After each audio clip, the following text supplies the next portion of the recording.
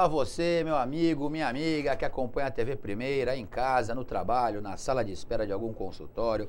Eu sou Carlos Domingos e esta é mais uma edição do programa Oficina do Direito.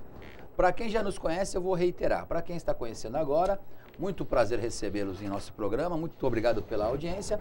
O Oficina do Direito é um programa aqui da TV Primeira de São Vicente, que já está no ar há cerca de 3 anos e tem por objetivo levar a você em casa conhecimento acerca de temas relevantes do direito, principalmente de direito social, para que você, conhecendo o seu direito, possa exigi-lo perante as autoridades, perante o judiciário, perante os órgãos administrativos e, recebendo o seu direito, possa ter um incremento na sua cidadania, na sua dignidade, na sua vida, uma melhora na sua vida. Esta é a função do nosso programa.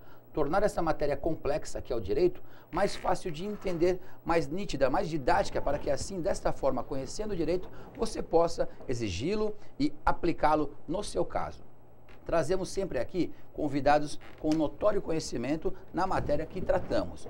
Hoje temos o gigantesco prazer de receber novamente aqui o Dr. Ricardo Rodrigues Rosa. O Dr. Ricardo, ele é advogado, especialista em direito previdenciário e trabalhista, com atuação em Santos, ele tem escritório em Santos, em São Vicente, no Vale do Ribeira e no Rio de Janeiro. Vejam, por isso, ele quando começou a advogar até era cabeludo. Aí com tanto processo, com tanto escritório, ele foi perdendo o cabelo, mas continua com a mesma competência, ou melhor, vai até melhorando como vinho. Quanto mais tempo passa advogando, melhor fica a atuação do Dr. Ricardo, maior o conhecimento dele. Dr. Ricardo, é um prazer tê-lo aqui conosco. O prazer é meu.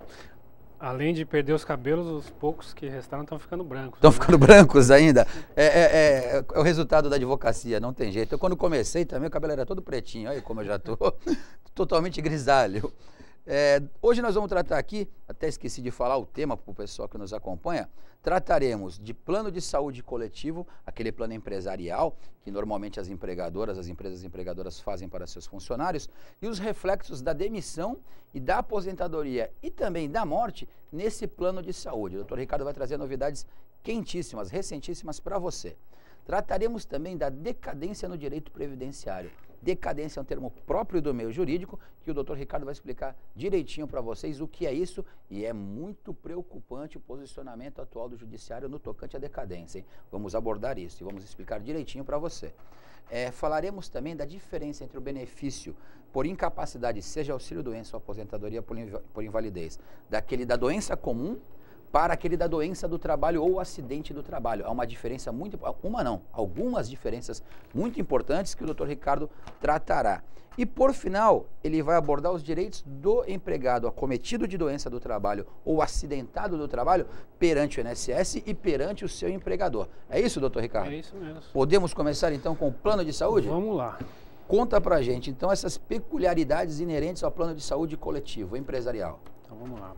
Bastante coisa pra gente falar hoje aí. Certo. Mas tudo temas atuais, coisas que estão saindo decisões importantes no judiciário aí. Atuais e que se conectam, né? Que se conectam. No final das contas, todas acabam tendo alguma relação. Sim. Com relação ao plano de saúde coletivo, você já explicou bem. Aquele plano que é contratado pela empresa, né? Uma operadora aí de plano, para resguardar os direitos dos funcionários que trabalham nessa empresa, nessa organização. Esse plano, dependendo do desligamento do funcionário ou do afastamento, ele tem algumas consequências, né?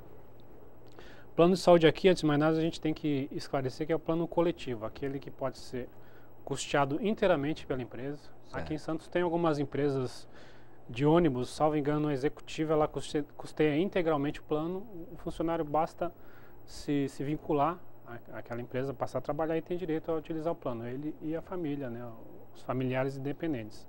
O mais comum é quando a empresa custeia parte desse plano e o empregado assume outra parte, né? Eles dividem as despesas para a manutenção desse plano de saúde. Aí começam as dúvidas, e quando termina o contrato de trabalho, né? Certo. No caso de uma dispensa, como que fica o plano de saúde? Tem algumas situações que podem garantir ao funcionário a permanência nesse plano, a manutenção do plano de saúde. Primeiro critério aqui é que essa dispensa seja sem justa causa. Tá. Se um empregado mantém vínculo empregatício com uma empresa qualquer, faz parte de um plano de saúde coletivo e é dispensado sem justa causa, ele tem a opção de manter esse plano de saúde para si próprio como para seus familiares, desde que ele assuma o pagamento da parte da empresa.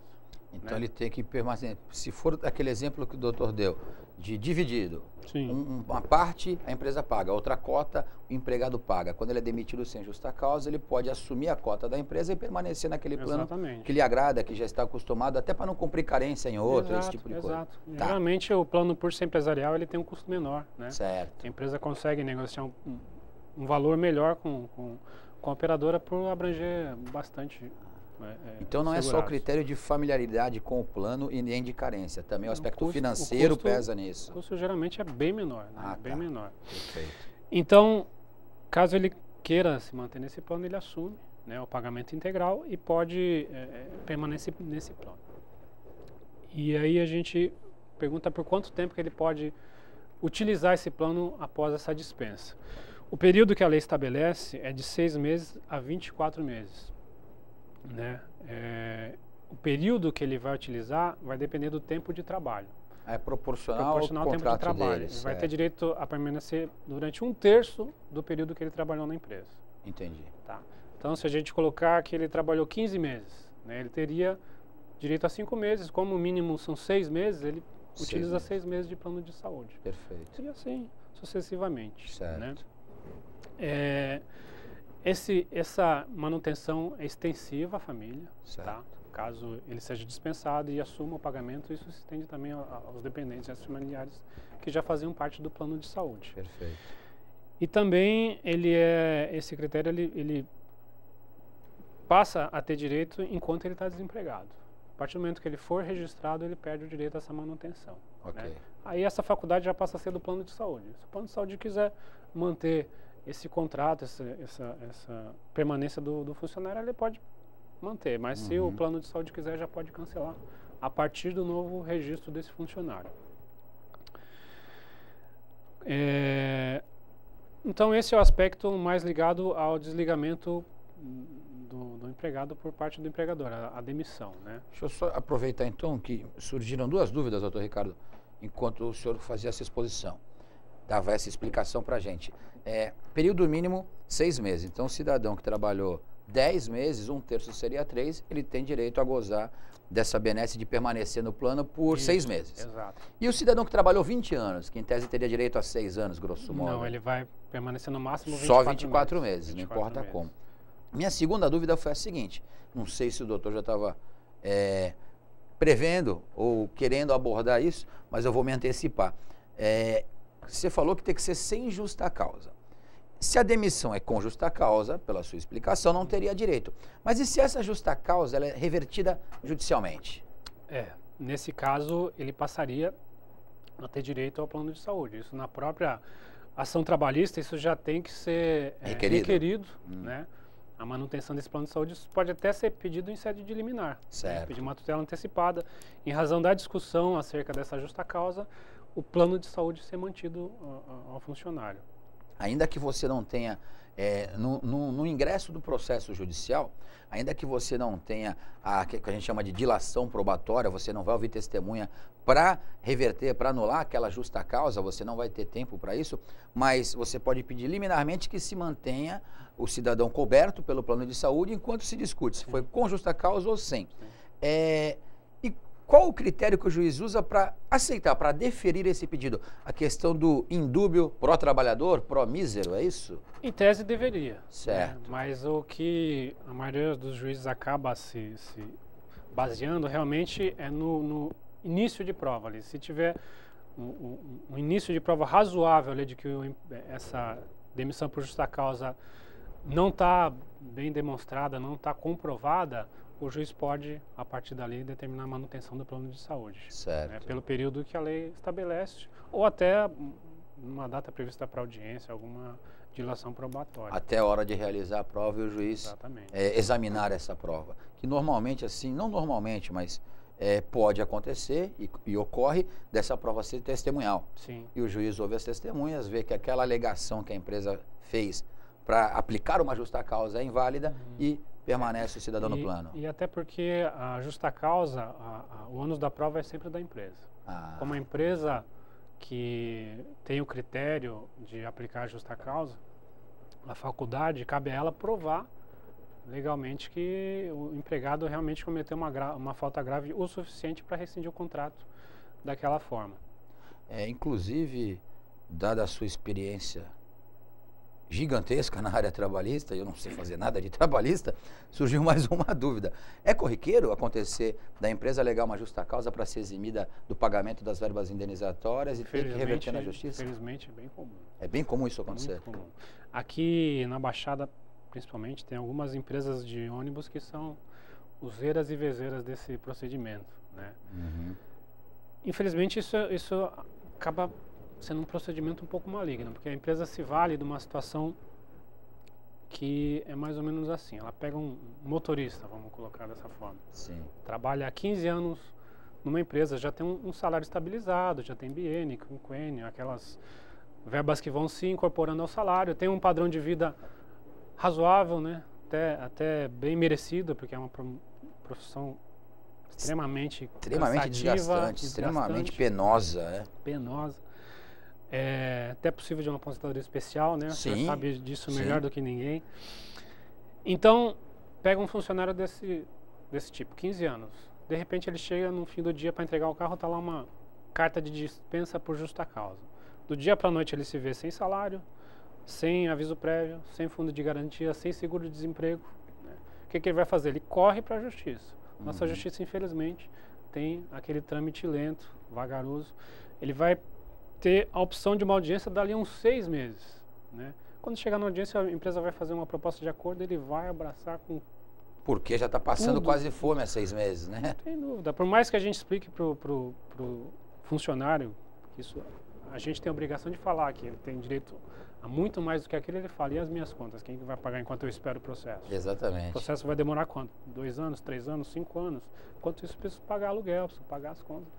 Então, para a empresa, isso é vantajoso. Né? Ela vai lá, oferece um pagamento, libera o fundo de garantia, né? Como se fosse uma caridade que ela está fazendo.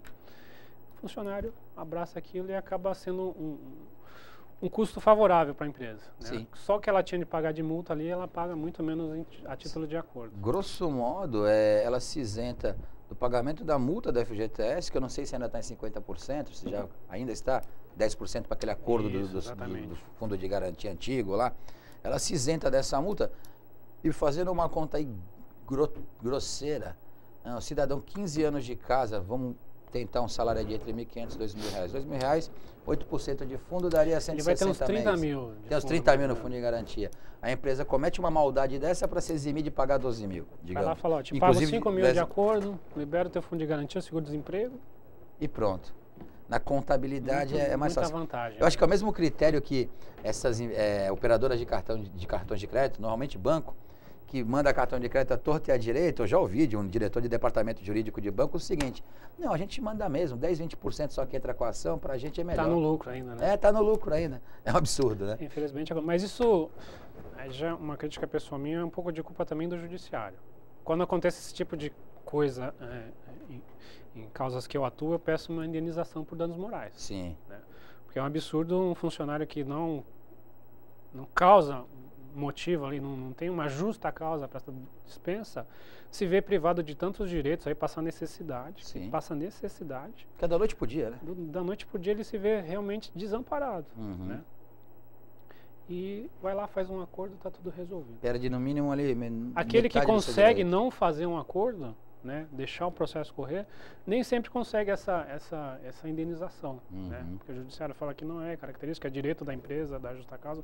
Lógico que é um direito, mas a gente tem que começar a privar aí os abusos. Sim, né? Até porque é uma medida drástica, né? Não tem dúvida. A justa causa é uma medida drástica. Vamos retomar aqui a questão do plano de saúde. Já abordamos a demissão com ou sem justa causa, a eventual reversão dessa demissão na justiça e a questão da aposentadoria. O cidadão que aposenta tem direito de permanecer? Então vamos lá. A questão da aposentadoria, a gente tem que dividir aí inicialmente em duas situações. Primeiro, com relação à aposentadoria espontânea. né? Aquela que o empregado vai e pede aposentadoria. Aposentadoria por idade, aposentadoria por tempo de contribuição, por tempo de serviço, que a pessoa reconhece até hoje, né?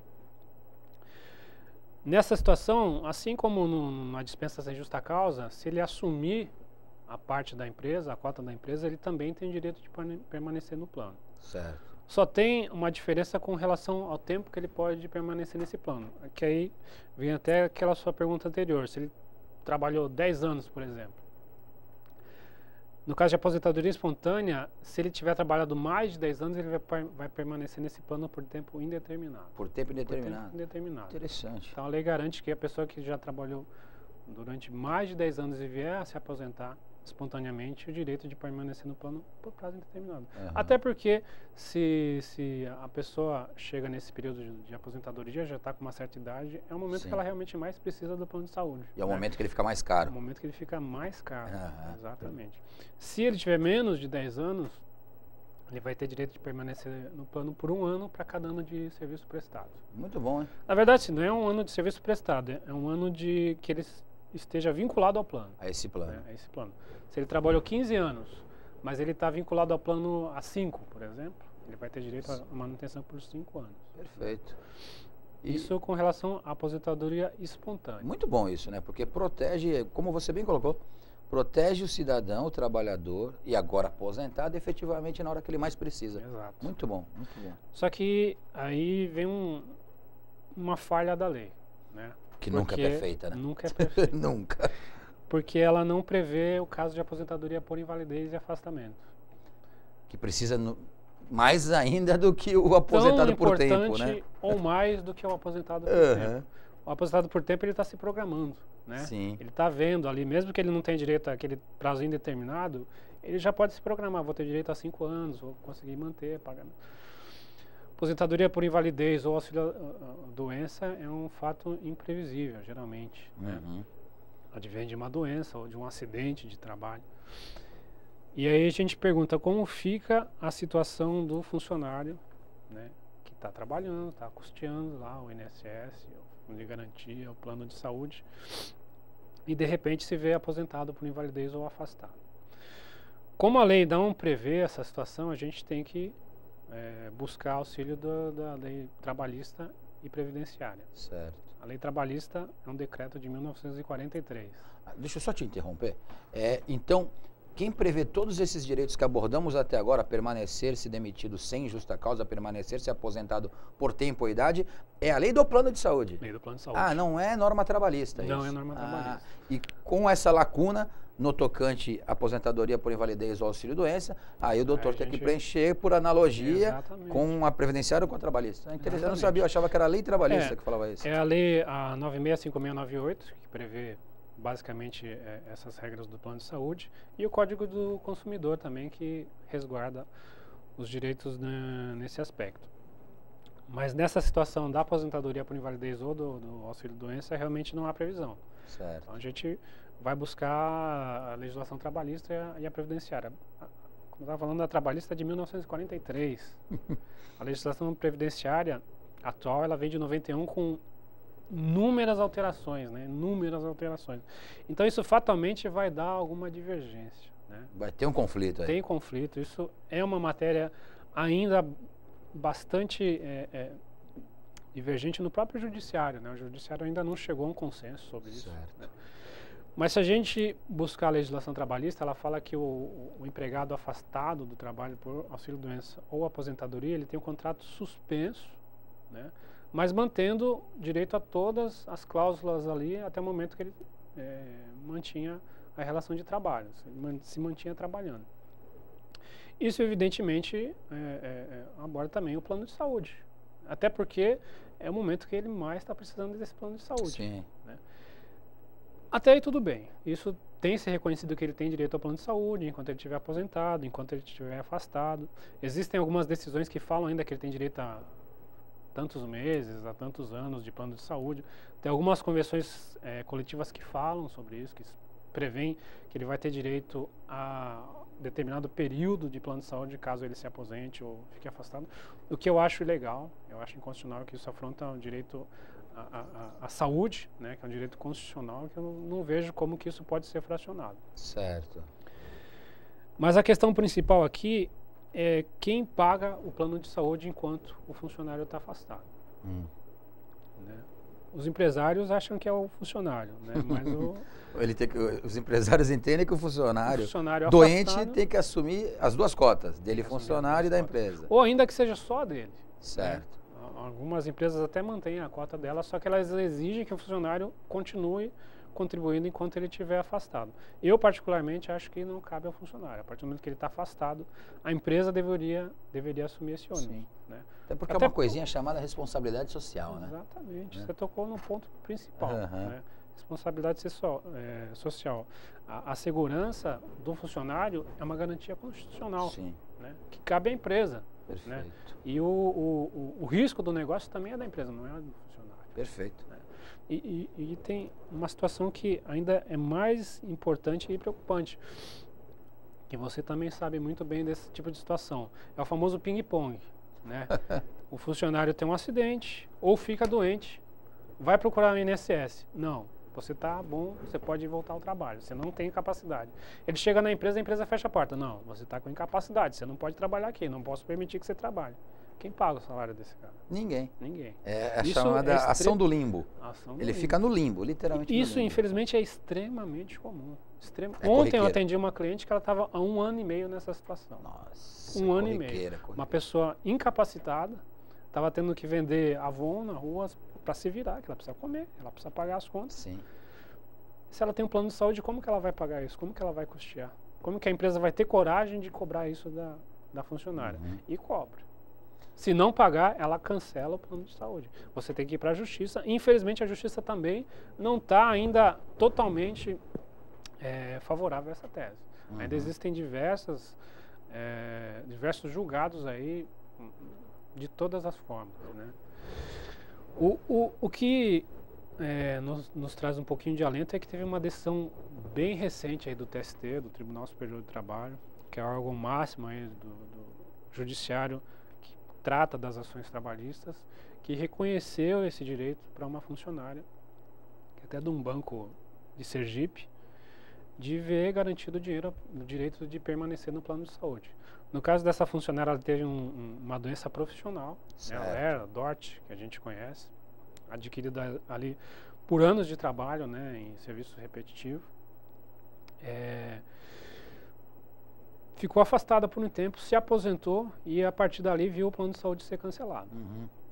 Entrou com uma ação na justiça. Em primeiro grau ela conseguiu ganhar. Né? Inclusive nessa ação ela pediu danos morais pela doença profissional desencadeada no trabalho. Perfeito. Conseguiu ganhar em primeira instância. Ela permaneceu pagando o plano.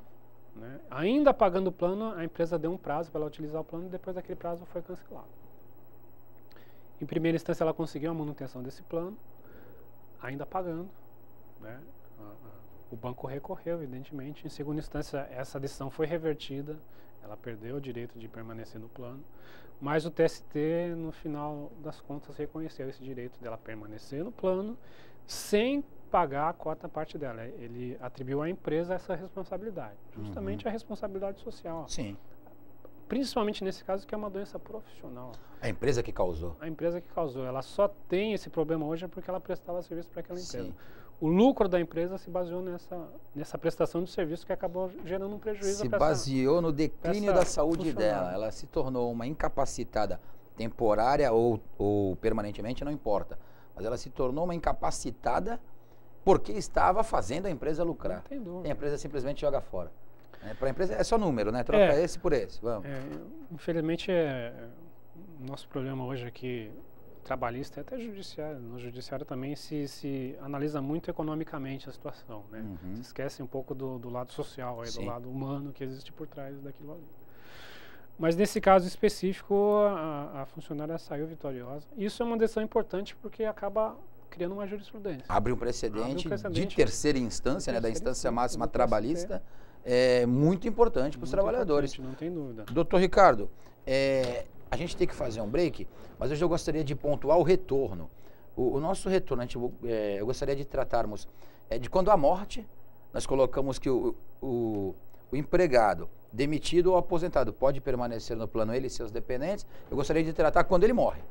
E a segunda coisa que eu gostaria de tratar também no próximo bloco, é essa ação do limbo. O cidadão está doente, vai ao INSS, o INSS diz que ele está ótimo, apto para trabalhar. Volta para a empresa, o médico do trabalho da empresa fala, não, você está ruim. E o cidadão fica ping-pong sem receber nem do INSS nem da empresa. Meses, às vezes até ano ou anos.